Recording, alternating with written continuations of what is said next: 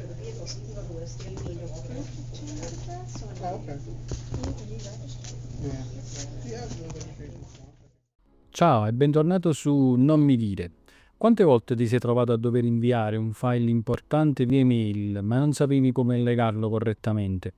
Che sia un documento, una foto o un video, allegare file è una delle funzioni più usate in Gmail.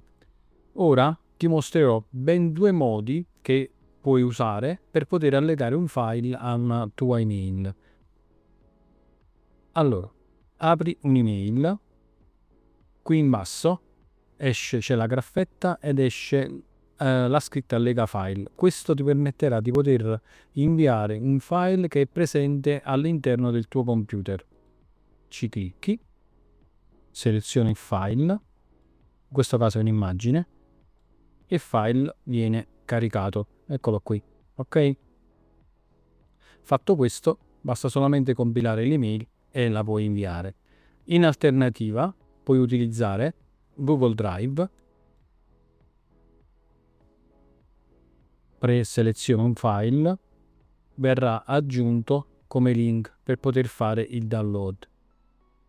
Oppure, se non è qui, puoi andarli a prendere da qui, quindi all'interno del tuo Drive, oppure tra quelli là condivisi con il tuo profilo di Drive, oppure lo potrai caricare direttamente su Drive e poi da qui verrà inglobato all'interno dell'email. Adesso giusto per farti vedere come viene, facciamo così ed eccolo qui, ok?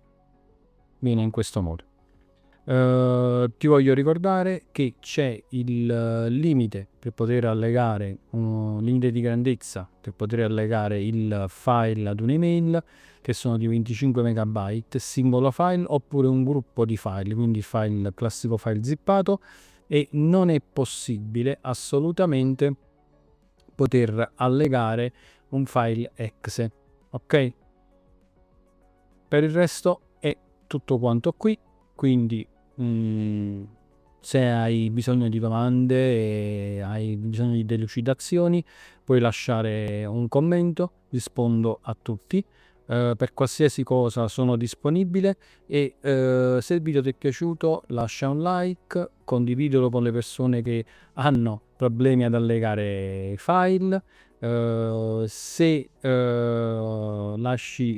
ti iscrivi al canale, a me fai un grandissimo piacere perché mi aiuti a crescere e mi aiuti a capire il genere di video che devo portare in questo canale.